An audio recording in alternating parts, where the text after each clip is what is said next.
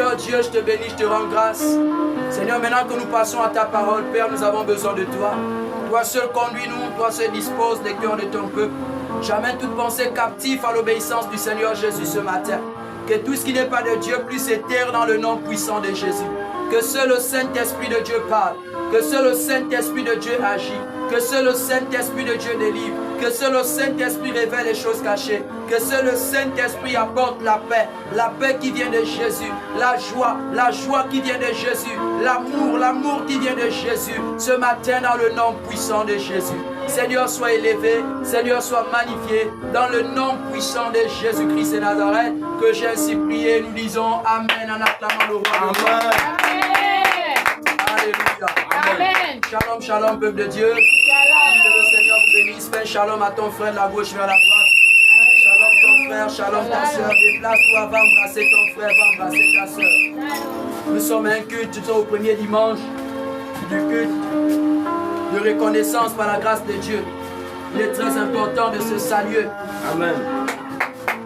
On partage l'amour, alléluia. Amen. Gloire au Seigneur Jésus. Amen. Alors bien-aimés dans le Seigneur ce matin, shalom à tous au nom de Jésus. Amen. Ce premier dimanche du mois de mai, alléluia. Amen. La paix, la grâce de notre Seigneur Jésus soit avec vous. Amen. Prenez place au nom de Jésus. Amen. Alors bien-aimés dans le Seigneur Jésus-Christ ce matin, nous sommes à notre culte de reconnaissance en l'honneur du Seigneur Jésus-Christ. Alléluia. Amen. Et nous sommes là, bien-aimés dans le Seigneur. C'est pour, bien-aimés, partager ensemble. C'est pour communier ensemble. C'est pour célébrer le roi de rois. C'est pour reconnaître ce Dieu puissant, ce Dieu formidable qui ne cesse d'agir dans nos vies et dans nos familles, dans le nom de Jésus. Alors nous sommes en train de parler sur, bien-aimés, l'impudicité et ses connaissances et ses conséquences. C'est le thème, bien-aimé, l'impudicité et ses conséquences physiques et spirituelles. Alléluia. Amen. Alors, la semaine passée déjà par la grâce de Dieu, nous avons, bien-aimé, démarré l'enseignement. Et nous avons donné la première conséquence de l'impudicité. Et nous avons aussi donné la deuxième conséquence de l'impudicité. Donc nous avons énuméré deux conséquences, dont la première était la séparation avec Dieu. Lorsque, bien-aimé dans le Seigneur, tu vis dans l'impudicité, premièrement, la conséquence de cette vie d'impudicité, c'est la séparation avec Dieu. Alléluia. Amen. C'est la séparation avec Dieu. Et la deuxième conséquence que le Saint-Esprit est en train de nous donner, c'est la souillure du corps. Ce sont les deux conséquences de l'impudicité que nous avons vues la semaine passée, par la grâce de Dieu. Et nous avons parlé dans le livre de Jacques chapitre 5, 16, 1 Corinthiens 6, 9 à 10, Éphésiens chapitre 5 au verset 5. Ce sont les trois textes que nous avons utilisés la semaine passée. Alors nous continuons l'enseignement sur l'impudicité ce matin. Acclame le Seigneur Jésus-Christ et Nazareth.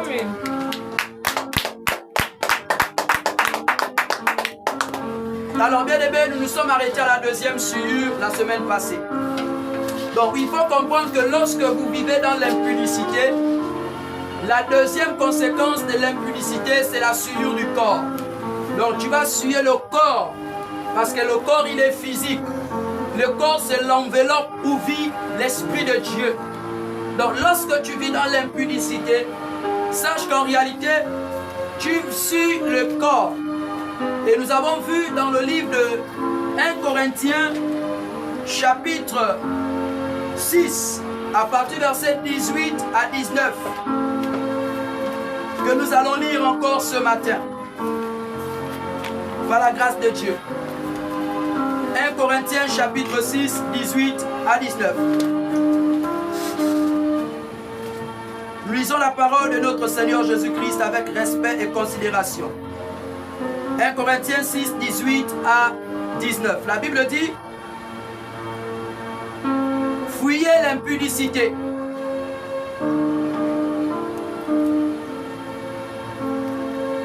Quelque autre péché qu'un homme commet, ce péché est hors du corps. Mais celui qui se livre à l'impudicité pêche contre son propre corps. Ne savez-vous pas que votre corps est le temple du Saint-Esprit qui est en vous et que vous avez reçu de Dieu et que vous ne vous apparteniez plus à vous-même. Amen. Amen. Gloire au Seigneur. Prenez place au nom de Jésus. Donc la parole de Dieu est tellement, bien-aimé, claire. Le corps, bien-aimé, que vous avez ne vous appartient plus car vous avez été racheté à un grand prix. Ce corps est maintenant le temple du Saint-Esprit. Et la deuxième conséquence de la vie d'impudicité, bien-aimé, c'est le fait que le corps sera souillé. Lorsque tu vis dans l'impudicité, ton corps bien-aimé est souillé. Comme déclare 1 Corinthiens 6, 18 à 19. Tu pêches contre ton propre corps. En d'autres bien-aimés termes, tu es en train de détruire la maison de Dieu. Tu es en train de détruire, bien-aimé, ta propre vie. Alléluia. Parce que si nous avons, bien-aimé, des choses à accomplir dans cette vie, en réalité, le corps que nous avons, qui est le corps physique, si nous détruisons ce corps en venant l'impudicité, nous ne pourrions plus accomplir, bien-aimé, la volonté de Dieu sur la terre où nous sommes. Voici pourquoi, frères et sœurs, la deuxième conséquence de l'impudicité, c'est les souillures du corps. Amen. Tu es en train de pécher contre ton propre corps. Lorsque tu te masturbes, lorsque tu suis le porno, lorsque, bien-aimé, tu vis dans la fellation, lorsque, bien-aimé, tu vis, bien-aimé, dans le Seigneur, dans la bestialité, lorsque tu pratiques de tels comportements, tu es en train de détruire le temple du Saint-Esprit. Et la Bible va dire, dans 1 Corinthiens chapitre 3, à partir du verset 17, la Bible va dire ceci. Si quelqu'un détruit le temple de Dieu, Dieu le détruira. Car le temple de Dieu est saint et c'est ce que vous êtes. Quelqu'un me suit très bien? Amen. Le temple de Dieu est saint. Et c'est ce que vous êtes. En d'autres formes, le Seigneur est en train de dire, comme vous êtes la maison de Dieu, comme vous êtes le temple de Dieu, vivez aussi dans la sainteté. Ou encore, cette maison doit marcher dans la sanctification. Amen. Voici ce que le Saint-Esprit est en train de dire. Donc le corps que vous avez là, bien-aimé, lorsque vous pratiquez le péché de l'impudicité, vous êtes en train de détruire votre corps. Et nous allons voir d'autres conséquences de la destruction de votre propre corps en vivant dans la masturbation, en suivant le porno, en vivant dans le concubinage, en vivant dans l'adultère, en vivant, bien-aimé, dans le Seigneur, dans la nécrophilie, en vivant, bien-aimé, dans le Seigneur, dans le lesbianisme, en vivant dans l'inceste, les rapports sexuels avec un membre de la famille. Tout ça, ce sont les actes d'impudicité. Et le Seigneur Jésus dit que toi, en tant que son Église, toi, en tant que sa servante, toi, en tant que son serviteur, il ne t'a pas appelé à vivre dans le désordre. Alléluia. Amen.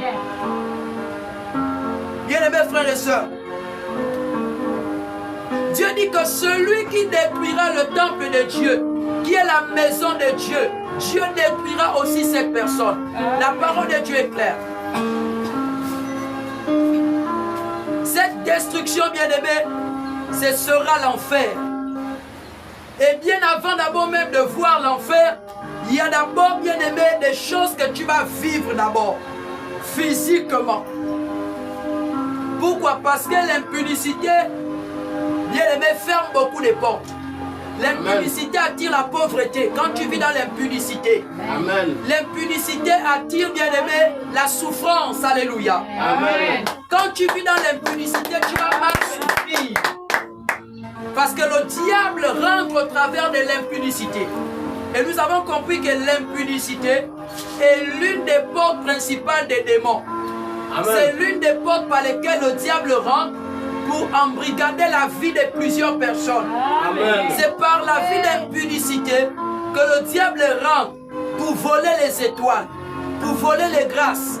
Quand tu as une vie d'impudicité, sache que, bien aimé, si tu ne te répands pas, alléluia, il te sera difficile, je dis bien difficile, d'entrer en possession de ce que le roi de rois, le Seigneur Jésus-Christ, t'avait prévu te donner dans le nom de Jésus. Donc comprenez que l'impudicité n'est pas la volonté de Dieu. Et c'est ce que le Saint-Esprit est en train de nous enseigner. La souillure du corps. L'impudicité est un péché sexuel. C'est une offense contre notre propre corps, qui est le temple du Saint-Esprit. Le péché sexuel, bien-aimé, a une dimension puissante qui touche, bien-aimé, à la pureté physique et spirituelle du chrétien. Donc, c'est-à-dire, quand tu manifestes le péché sexuel, bien-aimé, quand tu manifestes le péché sexuel, pas dans la volonté de Dieu, mais dans la volonté des hommes, en réalité, ce péché-là va, bien-aimé, détruire ton corps et détruire aussi ton esprit. Amen. Donc l'impact sera physique et l'impact aussi spirituel. Physiquement, tu vas vivre des choses. Amen. Alléluia. Amen. Spirituellement aussi, tu vas vivre des choses. Donc déjà, premièrement, tu seras séparé de Dieu. Parce que la séparation dont on a parlé sur la première conséquence, c'est la séparation spirituelle. C'est-à-dire, spirituellement, tu seras seul. Tu ne seras pas avec le Seigneur Jésus-Christ. Amen. Tu pourras prier, tu pourras louer, tu pourras adorer. Le Seigneur ne pourra pas t'exaucer. Le Seigneur ne pourra pas, bien aimé, te faire vivre sa gloire. Pourquoi? Parce que tu es en train de pratiquer le contraire de sa volonté qui est l'impudicité.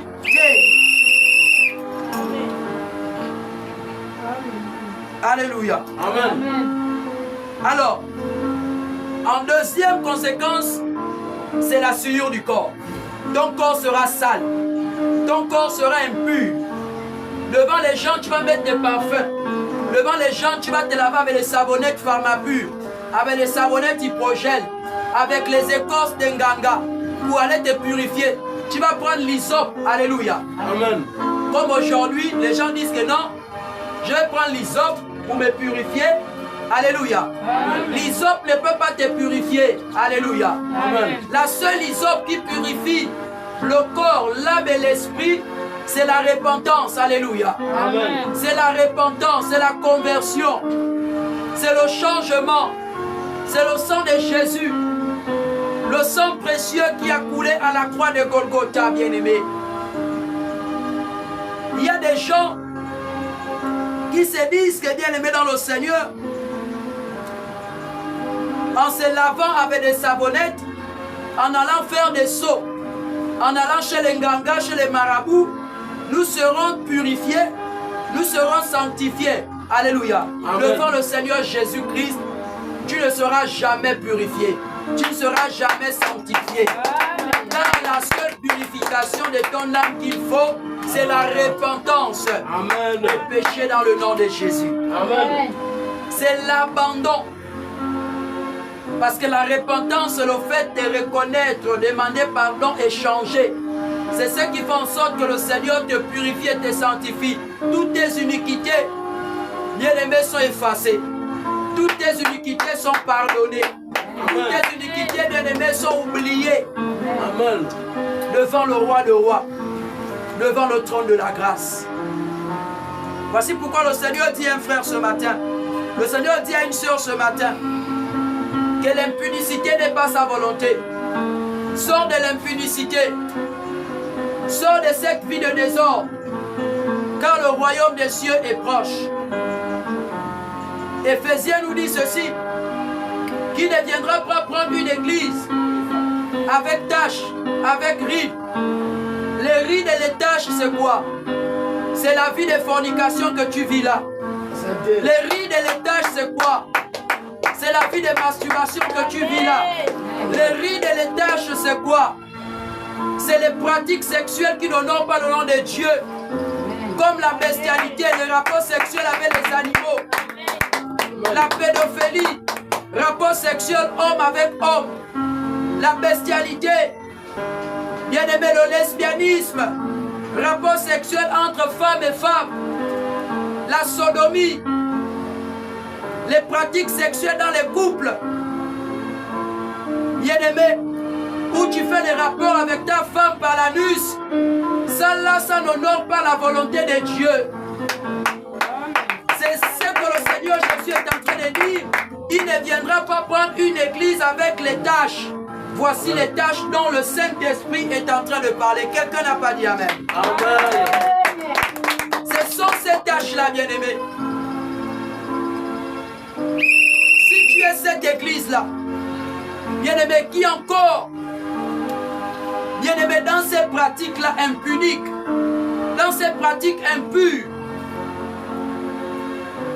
où tu es là, tu es en train de dire, quand je vais me marier, mon mari va me faire ça. Quand je vais me marier, ma femme va me faire ça. Alléluia. Bien-aimé, tes pensées sont impures.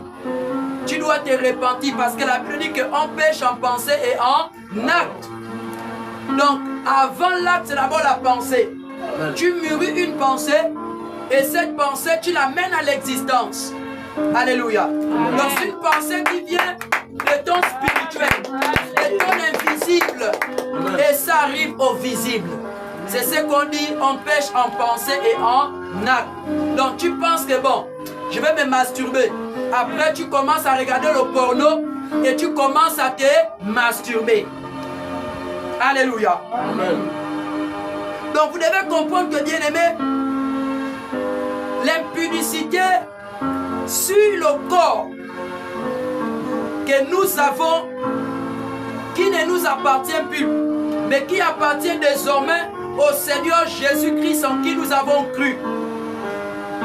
Lorsque tu étais dans le monde, lorsque tu étais païen, lorsque tu étais sorcier, sorcière, impunique, ce corps t'appartenait. Tu pouvais faire de ce corps ce que tu voulais. Tu pouvais faire de ce corps, tu voulais l'amener, tu pouvais pratiquer tout ce que tu voulais. Ça, c'était ton corps quand tu étais païen. Maintenant qu'aujourd'hui, tu as accepté de suivre Jésus, tu as accepté de marcher avec lui. Il te dit selon 1 Corinthiens chapitre 6, 18 à 19.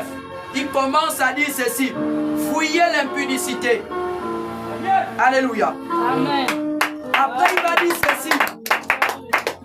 Quelque autre péché qu'un homme commette, ce péché est hors du corps. Ça veut dire qu'il y a des péchés, c'est-à-dire il y a des actes que l'homme pose. Ces actes-là ne suivent pas le corps. Amen. Alléluia. Amen. Mais c'est un péché devant Dieu. Mais il dit tel que l'impudicité. Oh, quelqu'un n'a pas dit Amen. Amen. Regardez, bien-aimé. Regardez comment, bien-aimé, le Seigneur va préciser la gravité du péché sexuel. Donc, il parle dans l'impudicité. Il dit, mais l'impudicité, bien-aimé, c'est un péché qui est contre le corps. Mais si tu détruis ton corps, tu ne vis plus. Amen. Si tu détruis ton corps, l'Esprit de Dieu ne peut plus habiter en toi. Détruire ce corps, c'est pratiquer l'impudicité. C'est pratiquer, bien-aimé, les rapports sexuels dans la volonté des hommes et non dans la volonté de Dieu. C'est ça la destruction du corps. Donc quand tu pratiques ces choses, tu es en train de détruire ton corps. Et l'Esprit de Dieu ne peut pas habiter dans un corps sale. Tu as besoin de demander pardon à Dieu. Tu as besoin, bien-aimé, de te repentir. Tu as besoin d'accepter Jésus dans ta vie. Tu as besoin d'abandonner cette vie-là afin que le roi de rois te reçoive dans son royaume. Parce que toutes les personnes qui vivent dans l'impudicité, bien-aimés, sont séparés de Dieu premièrement et deuxièmement, leur corps est sale devant le Seigneur Jésus-Christ. Voici pourquoi un jour, je pense que c'était en 2023, quand nous étions à l'ancienne salle de l'église, à l'époque, il y avait une chante à l'église ici, au nom de Leslie. Cette chante forniquait mal. Elle sortait, c'était une jeune sœur, 16 ans. Elle sortait avec des hommes âgés, montait dans les véhicules. Mais le Seigneur lui avait dépouillé en plein culte. Que tu viens suer l'église de mon fils. Tu viens suer l'église de mon serviteur. Pourquoi tu ne veux pas écouter ce que mon serviteur enseigne? Et le Seigneur lui avait dépouillé en plein culte devant tout le monde. Et il faut comprendre que le dépouillement est la volonté de Dieu. Quand Dieu te dépouille, c'est parce qu'il t'a longtemps averti. Il t'a longtemps parlé. Tu as insisté en pensant que tu étais plus sage que Dieu. En pensant que tu peux venir, c'est-à-dire contredire le Saint-Esprit au travers des serviteurs de Dieu qui enseignent dans l'église. C'est-à-dire tu viens à l'église, les hommes de Dieu enseignent par le Saint-Esprit, toi tu te rebelles mais continue à venir pensant que le Dieu que nous servons est un Dieu muet. Alléluia. Ce Dieu va te dévoiler. Ce Dieu va te dépouiller. Et c'est ce qui s'était passé. Alléluia. Amen. Le Seigneur avait dépouillé les secrets du cœur de cette sœur en plein culte. Qu'elle couche avec des hommes, elle monte dans les véhicules. La sœur était là mouillée. Alléluia. Amen. Parce que c'est le Saint-Esprit qui dirige l'église. Tu ne peux pas tromper le Saint-Esprit. Tu peux tromper un pasteur bien-aimé. Tu peux tromper un apôtre, un évangéliste. Mais tu ne pourras jamais tromper le Saint-Esprit. Amen. Parce que déjà même ta propre conscience te parle. Ta propre conscience te dit que ta vie n'est pas bonne. C'est-à-dire tu ne peux pas tromper Dieu. Car c'est Dieu qui a mis toutes ces facultés. C'est Dieu qui a mis toutes ces choses-là en toi. Pour te permettre de comprendre sa volonté. Donc la deuxième conséquence de la vie d'impudicité, cette vie sexuelle manifestée dans le désordre, c'est la souillure. Tu es sale devant le Seigneur Jésus bien-aimé. Tu as besoin de te purifier par la repentance, par la délivrance, par les eaux de baptême et par la foi en Jésus-Christ et Nazareth. Alléluia. Amen.